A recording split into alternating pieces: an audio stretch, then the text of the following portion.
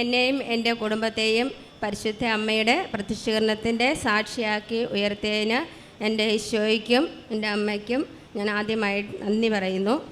എൻ്റെ പേര് ജീന, ഇതെൻ്റെ മോൾ അനുപ്രിയ. ഞാൻ കുറവിലങ്ങാടെന്ന് വരുന്നു. ഞാൻ ആദ്യമായിട്ട് ഉടമ്പടി എടുക്കുന്നത് 2024 ഫെബ്രുവരി 18 ആയിരുന്നു. ഞാൻ ഉടമ്പടി എടുക്കാനുള്ള കാരണം, ഞാൻ ഒരു വീട് പണിതിരുന്നു. പകുതിയായി കഴിഞ്ഞപ്പോഴത്തേക്കും കൊറോണ വന്ന് ഞങ്ങൾ ലോണൊക്കെ എടുത്താണ് ഒരു വീട് പണിത്. അപ്പോൾ പകുതിയായി കഴിയുമ്പോഴത്തേക്കും ഞങ്ങൾക്ക് സാമ്പത്തികമായി ബുദ്ധിമുട്ട് വന്നു. എൻ്റെ ഭർത്താവ് ഒരു ഓട്ടോ ഡ്രൈവറാണ്. അപ്പോൾ ഞങ്ങൾക്ക് ഓട്ടോ ഇല്ലാതെയൊക്കെ വന്നു കഴിഞ്ഞപ്പോഴത്തേക്കും ഞങ്ങൾ ബാക്കി കൂടെ ലോൺ എടുത്ത് ബാക്കിയുടെ വീട് പണി കംപ്ലീറ്റ് ആക്കി കൊടുക്കാമെന്ന് വിചാരിച്ചു. അത് കഴിഞ്ഞ് അത് കൊടുക്കാൻ സാധിക്കുന്നില്ല. അപ്പോൾ ഞങ്ങൾക്ക് വേറെ സ്ഥലമുണ്ടായിരുന്നു. അവിടെ വഴിയില്ലാത്തതുകൊണ്ട് അവിടെ നിന്നും സ്ഥലം വിൽക്കാനും പറ്റുന്നില്ല. അപ്പോൾ ഞങ്ങൾക്ക് കുറച്ച് പേരുടെ സ്വന്തക്കാരൊക്കെ വായ്പ എടുത്തൊക്കെയാണ് ബാക്കി പണി പൂർത്തിയാക്കിയത്. അവർക്ക് സമയത്ത് കൊടുക്കാൻ കഴിഞ്ഞില്ല. അപ്പോൾ ഒത്തിരി പേര് വന്ന് വീട് നോക്കുന്നുണ്ട്. അപ്പോൾ അവർക്ക് ഇഷ്ടപ്പെട്ട് പോകും. പിന്നെ അവരൊന്നും പറയുന്നില്ല. ഞാൻ ഇപ്പോൾ വരാമെന്ന് പറയും, പിന്നെ അവരൊന്നും പറയുന്നില്ല. അത് കഴിയുമ്പോൾ അവസാനം എന്നോടൊരു കൂട്ടുകാരി പറഞ്ഞു, നമുക്കൊരു ധ്യാന കേന്ദ്രത്തിൽ പോകാമെന്ന് പറഞ്ഞു. അവിടെ പോയി ഞാൻ 6-7 മാസം പ്രാർത്ഥിച്ചിട്ട് അവിടെ ഒന്നും എനിക്കൊന്നും ലഭിച്ചില്ല. അത് കഴിഞ്ഞ് കൂട്ടുകാരത്തി എന്നോട് കൃപാസനത്തിലെ കാര്യം പറയുന്നത്. എന്നെ കൂട്ടുകാരി ഇവിടെ കൊണ്ടുവന്നു ഉടമ്പടി എടുപ്പിച്ചു. ഉടമ്പടി എടുത്ത് വീട്ടിൽ ചെന്ന് കഴിഞ്ഞ് ഞാൻ പ്രാർത്ഥിക്കുന്നുണ്ട്. ആദ്യമൊന്നും എനിക്കൊന്നും ലഭിച്ചില്ല. കുറച്ച് കഴിഞ്ഞ് ഒരു 2-3-4-5 മാസം കഴിഞ്ഞ് കഴിഞ്ഞപ്പോൾ എനിക്ക് അപ്രതീക്ഷിതമായിട്ട് അമ്മ ഒരു ചിട്ടി തരികയും ആ ചിട്ടിയിൽ ആദ്യത്തെ ചിട്ടി ഞങ്ങൾക്ക് 2 ചിട്ടി ആദ്യത്തെ തരികയും വീട് വിൽക്കാനായിരുന്നു ഞാനോട് ഉടമ്പടിയിൽ എഴുതിയിരുന്നത്. പക്ഷേ എനിക്ക് ആദ്യത്തെ ചിട്ടി 2 ചിട്ടി അമ്മ തരികയും എനിക്ക് എൻ്റെ വീടിൻ്റെ ആധാരം എടുത്ത് തരികയും ചെയ്തു. അതായിരുന്നു എനിക്ക് തന്ന ആദ്യത്തെ അമ്മ എന്ന അനുഗ്രഹം. രണ്ടാമത് എൻ്റെ സ്ഥലത്തിന് വഴിയില്ലായിരുന്നു. 70 സെൻറ്റ് സ്ഥലമാണ് ഉണ്ടായിരുന്നത്. 23 വർഷമായിട്ട് ഞങ്ങളുടെ കയ്യിലുള്ള സ്ഥലത്തിന് വഴിയില്ലായിരുന്നു. അപ്പോൾ ആ വഴിയുടെ അടുത്തുള്ളവർക്കൊക്കെ അവർക്ക് വേറെ വഴിയുണ്ട്. അവർക്കിപ്പോൾ ഞങ്ങൾക്ക് വഴി തന്നെങ്കിലും കുഴപ്പമൊന്നുമില്ല. അവർ ആർക്കും വലിയ സമ്മതമില്ലായിരുന്നു. അപ്പോൾ ഞാനത് അമ്മയ്ക്ക് ഇവിടെ നിയോഗമായിട്ട് വെച്ചിരുന്നു. അത് കഴിഞ്ഞ് ഞാൻ പ്രാർത്ഥിച്ചുകൊണ്ടേയിരുന്നു. എനിക്ക് വീടിൻ്റെ ആധാരം എടുത്ത് കിട്ടിയത് സെപ്റ്റംബർ മാസത്തിലായിരുന്നു. അത് കഴിഞ്ഞ് എനിക്ക് പിന്നെ ഒന്നും കിട്ടുന്നില്ല. പിന്നെ ഞാൻ ഇങ്ങനെ പ്രാർത്ഥിച്ചുകൊണ്ടായിരുന്നു. അതിൻ്റെ അടുത്ത് സഹനങ്ങളൊക്കെ ഉണ്ടായിട്ടുണ്ടെങ്കിലും ഞാൻ ഉടമ്പടിയിൽ നിന്ന് പോയില്ല. ഞാൻ നന്നായിട്ട് പ്രാർത്ഥിച്ചുകൊണ്ടായിരുന്നു. അത് കഴിഞ്ഞ് ഞാനൊരു അമ്മയോട് പ്രാർത്ഥിച്ചുകൊണ്ടിരുന്നപ്പോൾ ചോദിച്ചു, അമ്മ മാതാവേ, എല്ലാവർക്കും അമ്മ ഡേറ്റൊക്കെ കാണിച്ചു തരുന്നുണ്ടല്ലോ, എനിക്ക് മാത്രം ഒരു ഡേറ്റ് കാണിച്ചു തരാത്തതെന്ന് പറഞ്ഞ് അമ്മയോട് ഞാൻ കരഞ്ഞു പ്രാർത്ഥിച്ചപ്പോൾ അമ്മ ഞാൻ മുട്ടുമെന്ന് പ്രാർത്ഥിച്ച് എഴുന്നേറ്റ് കഴിയുമ്പം എന്നോട് 7-ാം തീയതി എന്നൊരു ഡേറ്റ് പറഞ്ഞു. അപ്പം ഞാൻ കൊച്ചിനോട് പറഞ്ഞു, മോളെ 7-ാം തീയതി എന്ന് പറയുന്നുണ്ട്, എന്താണെന്നൊന്നും അറിയില്ല. പിറ്റേ ആഴ്ചത്തെ ധ്യാനത്തിൽ അച്ഛൻ പറഞ്ഞു 4-5 എന്ന് പറഞ്ഞ ഡേറ്റ് കർത്താവ് കാണിക്കുന്നുണ്ട്. അത് കഴിഞ്ഞ് നിർത്തിയിട്ട് പറഞ്ഞു 7 എന്നൊരു ഡേറ്റ് കൂടെ കാണിച്ചു തരുന്നുണ്ട്, കർത്താവ് കാണിക്കുന്നുണ്ടെന്ന് പറഞ്ഞു. അപ്പം കൊച്ചിനോട് ഞാൻ പറഞ്ഞു, എടി അന്ന് പറഞ്ഞ അമ്മ പറഞ്ഞ ഡേറ്റ് ഇത് തമ്മിൽ സാമീപ്യം ഒരു ഇതുണ്ടല്ലോ, ബന്ധമുണ്ടല്ലോ എന്ന് പറഞ്ഞു. പിന്നെ അത് കഴിഞ്ഞ് എന്താ എന്നൊന്നും അറിയത്തില്ല. ഞാൻ പിന്നെയും പ്രാർത്ഥിച്ചുകൊണ്ടിരുന്നു. അത് കഴിഞ്ഞപ്പോൾ ഒരു ദിവസം അച്ഛൻ ധ്യാനത്തിൽ പറഞ്ഞു, ചിലർക്ക് ഒരു ഡേറ്റൊക്കെ പറഞ്ഞു തന്നാലും ഒരു 5-6 മാസം കഴിഞ്ഞ് അവർക്ക് അതിൻ്റെ അനുഗ്രഹം കിട്ടുകയുള്ളൂ എന്ന് പറഞ്ഞു. അപ്പോൾ ഞാൻ ഓർത്തത് എന്നെക്കുറിച്ച് പറയുന്നതായിരിക്കും. ഞാൻ പിന്നെ നന്നായിട്ട് പ്രാർത്ഥിച്ചുകൊണ്ടിരുന്നു. അപ്പോൾ ഒരു 4 മാസമൊക്കെ കഴിഞ്ഞപ്പം ഞാൻ പറഞ്ഞു, അമ്മയോടും പറഞ്ഞു, ഇങ്ങനെ പോയാൽ എങ്ങനെ എനിക്ക് എന്തെങ്കിലുമൊക്കെ ചെയ്തു തരണം, ഞാനല്ലേ എങ്ങനെ മുന്നോട്ട് പോകും എന്ന് ഞാൻ പറഞ്ഞുകൊണ്ടിരുന്നു. കഴിഞ്ഞപ്പോഴത്തേക്കും അന്ന് അങ്ങനെ പറഞ്ഞ് പ്രാർത്ഥിച്ച് കഴിയുമ്പോൾ ഒരു മണിക്കൂർ കഴിഞ്ഞപ്പോഴത്തേക്കും എൻ്റെ ഹസ്ബൻഡ് വിളിച്ചു, എടി നമുക്ക് വഴി തരാമെന്ന് പറഞ്ഞ് അവിടുത്തെ നമ്മുടെ പറമ്പിൻ്റെ അടുത്തുള്ള ചേട്ടൻ എന്നെ വിളിച്ചു എന്ന് പറഞ്ഞു.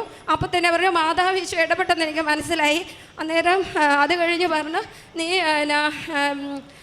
ഇങ്ങനെ പറഞ്ഞിട്ടുണ്ട്, പറമ്പിലേക്ക് വരാൻ പറഞ്ഞിട്ടുണ്ടെന്ന് പറഞ്ഞു. അത് കഴിഞ്ഞ് ഒരു 2-3 ദിവസം കഴിഞ്ഞപ്പോഴത്തേക്ക് അവർ വീണ്ടും വിളിച്ചു, ഞങ്ങൾ നിങ്ങളുടെ പറമ്പിലുണ്ട്, ആ 2-3 പേര് ഉണ്ട്, നിങ്ങൾ അങ്ങോട്ട് വേഗം വരാൻ പറഞ്ഞു. ഞങ്ങളവിടെ ചെല്ലുമ്പോൾ ഒരു 4-5 പേര് ഞങ്ങളുടെ പറമ്പിൽ വന്ന് നിൽക്കണം. അവർക്ക് ആർക്കും വഴിയുടെ ആവശ്യം സത്യം പറഞ്ഞാൽ ഇല്ല. അവരെല്ലാവരും കൂടെ ഞങ്ങളുടെ പറമ്പിൽ നിന്നിട്ട് പറഞ്ഞു, നിങ്ങളുടെ ഈ സ്ഥലത്തിന് നിങ്ങളുടെ സ്ഥലം പോകാത്ത രീതിയിൽ ഒരു 2 സൈഡ് നടുക്കൂടെ വരുമ്പോൾ 2 സൈഡിൽ കൂടെയാണ് ഇത് വരുന്നത്. അപ്പം പറഞ്ഞാൽ നിങ്ങളുടെ സ്ഥലം സ്ട്രെയിറ്റ് ആയിട്ട് തന്നെ വഴി വരുന്ന രീതിയിലേക്ക് വഴി വെട്ടിത്തരാം, സജിക്കൊരു 10 സെൻറ്റ് സ്ഥലം ഇവിടുന്ന് കൊടുക്കാൻ പറ്റുന്ന രീതിയിലേക്ക് വഴി ഞങ്ങൾ വെട്ടിത്തരുകയുള്ളൂ എന്ന് പറഞ്ഞു. അതെനിക്ക് ഭയങ്കര അത്ഭുതമായിരുന്നു. കാരണം ഞാൻ മാതാവിൻ്റെ കാശിടെ മുറുക്കെ പിടിച്ചവിടെ നിൽക്കുകയായിരുന്നു. ഞാൻ പൊക്കത്തിൽ നോക്കിയിട്ട് വിശ്വാസ പ്രമാണം ചൊല്ലിക്കൊണ്ടിരിക്കുകയായിരുന്നു. നിങ്ങൾ ഇനി ഒരാഴ്ച കൂടെ കഴിയുമ്പോഴത്തേക്കും നമുക്ക് ഇവിടെ വഴി വെട്ടിയേക്കാമെന്ന് പറഞ്ഞു. എന്നിട്ട് ഞങ്ങൾ തിരിച്ചു പോയി. വീട്ടിലേക്ക് പോന്നു. അത് കഴിഞ്ഞിട്ട് വീണ്ടും അവർ വിളിക്കുന്നു, സതി ഇന്ന ദിവസം വന്നേരെ, നമുക്ക് ഒരു വ്യാഴാഴ്ച ദിവസമായിരുന്നു ഒന്ന്, നമുക്കിന്ന് വഴി വെട്ടിയേക്കാമെന്ന് പറഞ്ഞു. അങ്ങനെ അത്ഭുതകരമായിട്ട് അവിടെ നിന്ന് എല്ലാവരും, ആ പറമ്പിൽ ചുറ്റുമ്പോൾ എല്ലാവരും ഞങ്ങൾക്ക് സപ്പോർട്ടായിട്ട് നിന്ന് ഞങ്ങൾക്ക് ആ വഴി ഒരു കുഴപ്പം കൊണ്ട്, ഒരു തടസ്സം കൊണ്ട് ആ വഴി പെട്ടെന്ന് തന്നെ ഉച്ചയോടുകൂടി ഞങ്ങൾക്ക് ആ വഴി പറമ്പിലൂടെ ആയി. 23 വർഷമായിട്ട് ഇല്ലാതിരുന്ന വഴിയായിരുന്നു, ഒരു ചാൻസും ഇല്ലാതിരുന്നായിരുന്നു. അതാണ് അമ്മ മാതാവ് ഞങ്ങൾക്ക് തന്ന രണ്ടാമത്തെ സാക്ഷ്യം. മൂന്നാമത്തെ സാക്ഷ്യമായിട്ട് എൻ്റെ കൊച്ച് പത്താം ക്ലാസ്സിൽ കയറുന്നിടം വരെ ഒരു പ്രശ്നവും ഒരു അസുഖവും ഇല്ലാത്ത കുട്ടിയായിരുന്നു മോള്. അവൾക്ക് 10ാം ക്ലാസ്സിൽ ജൂണിൽ തുടങ്ങി അസുഖങ്ങൾ തുടങ്ങി. അതായത് കഫക്കെട്ടൽ, അങ്ങനെ പനി, അങ്ങനെ വന്ന് ചെസ്റ്റ് ഇൻഫെക്ഷനായി. അതിന് മരുന്നൊക്കെ മേടിച്ചു. അങ്ങനെ ഒത്തിരി ടെൻഡൻസി ആദ്യമേ പോയി. പിന്നെ അവൾക്ക് സൈനസൈറ്റിസ് വന്നു. അവൾക്ക് ഇവിടുന്ന് ഞങ്ങളുടെ വീട്ടിൽ നിന്ന് ടൗൺ വരെ എത്തി തിരിച്ചു വന്നു കഴിഞ്ഞാൽ അവൾക്ക് പനിയാണ്. അവൾക്ക് പഠിക്കാൻ പറ്റുന്നില്ല. അച്ഛൻ നോക്കുമ്പോൾ കൊച്ചിനൊരു പ്രശ്നവും ഇല്ല, നീ ചുമ്മാ പറയുന്നതല്ല, അവൾക്കൊരു പ്രശ്നമില്ല.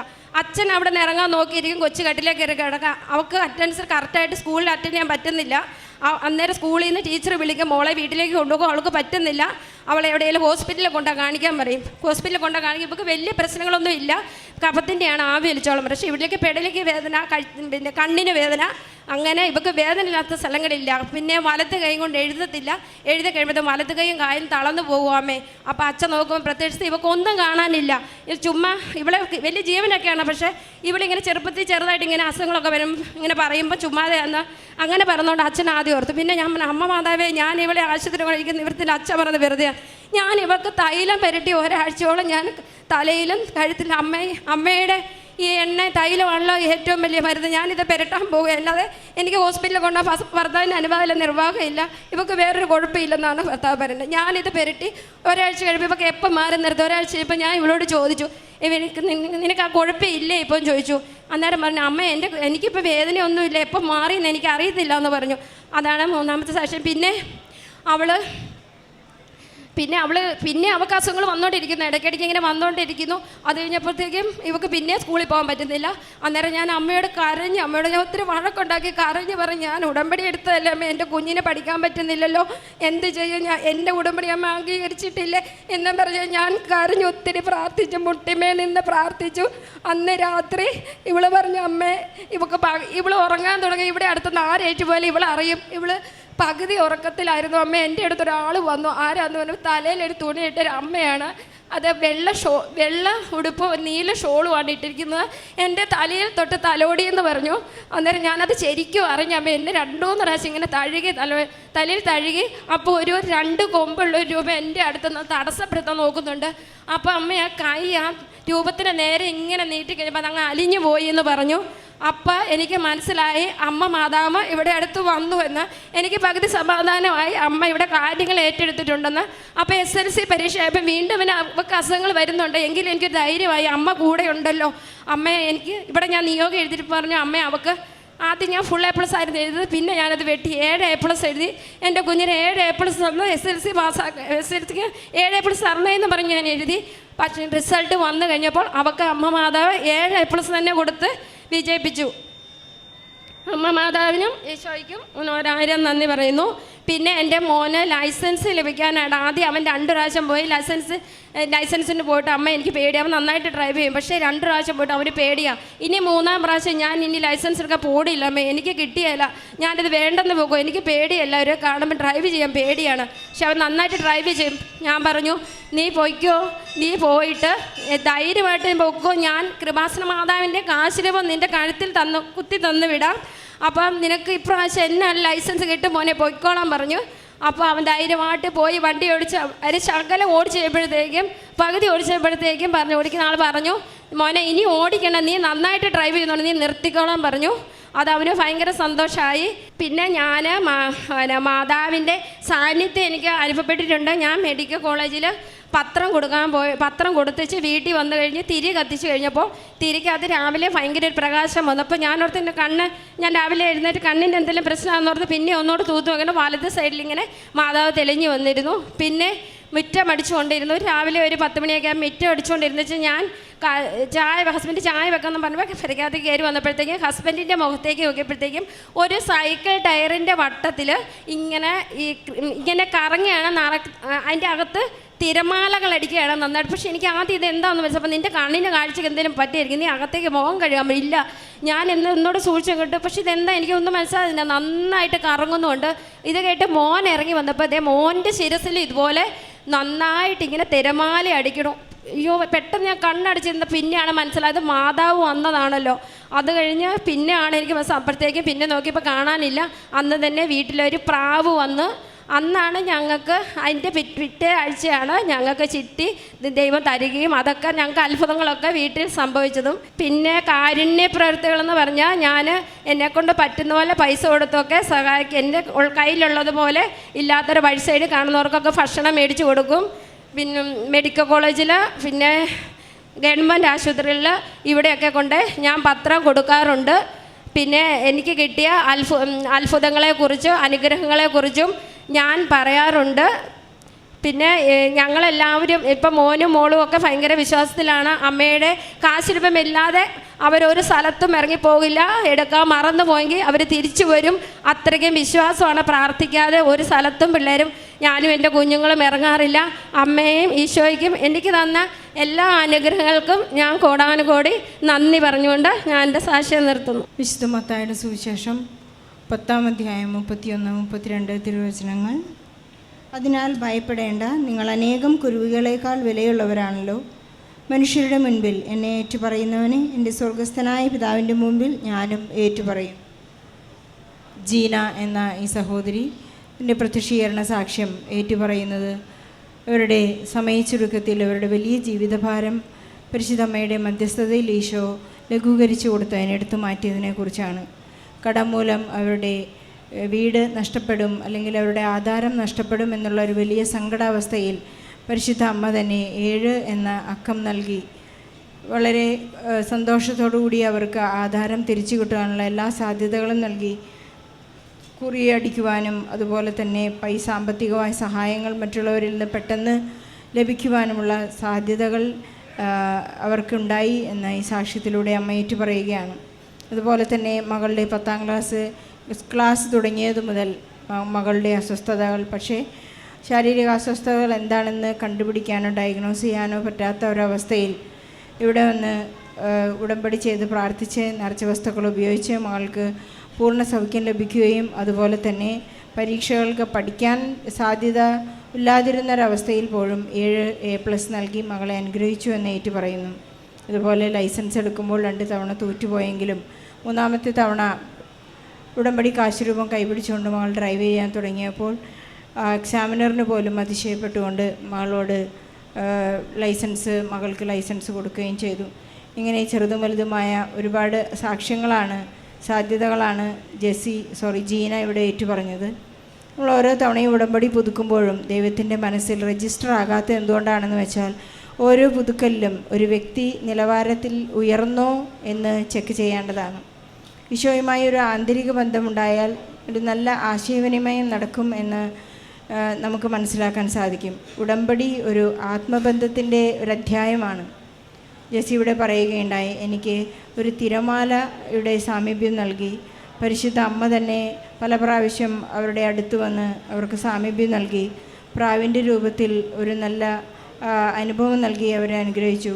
ഓരോ പ്രാവശ്യവും അമ്മ സാമീപ്യം നൽകുമ്പോൾ, ആശയ കൈമാറ്റം നൽകുമ്പോഴെല്ലാം അവരുടെ സാധ്യതകൾ തുറന്നു കിട്ടുകയായിരുന്നു. ഇതാണ് ഉടമ്പടിയിലൂടെ അമ്മ തന്നെയാണ് അവരുടെ ഇടപെടൽ നടത്തുന്നത്. അമ്മയിലൂടെയാണ് ഈശോ ഇത് സാധ്യമാക്കി കൊടുത്തത് എന്നിവർ ഏറ്റുപറയുകയാണ്. നമുക്കറിയാം, 1-ാമത്തെ ഉടമ്പടി വർക്ക് ചെയ്യുന്നത് not by merit but by grace എന്ന അടിസ്ഥാനത്തിലാണ്. 2-ാമത്തേത് പുതുക്കുമ്പോൾ നമുക്ക് പരിശുദ്ധ അമ്മയുടെ പ്രസൻസ് സാമീപ്യം അനുഭവവേദ്യമാകും. 3-ാമത്തെ പുതുക്കുമ്പോഴാണ് നമുക്ക് നന്നായിട്ട് കമ്മ്യൂണിക്കേഷൻ നടത്താനായിട്ട് സാധിക്കുന്നത്. ജീനയ്ക്കും ലഭിച്ചത് അത് തന്നെയാണ്. അവർക്ക് വളരെ പെട്ടെന്ന് ആശയവിനിമയം നടത്തുവാനും അമ്മയുടെ സാമീപ്യം അനുഭവിക്കുവാനും അതുപോലെ തന്നെ അമ്മയോട് അവർക്ക് നോട്ട് ബൈ മെറിറ്റിൽ എന്നാൽ ഈശോയുടെ കൃപയാൽ അവർക്ക് അനുഗ്രഹങ്ങൾ ലഭിച്ചതിനെക്കുറിച്ചുള്ള ഒരു നല്ല സാക്ഷ്യമാണിത്.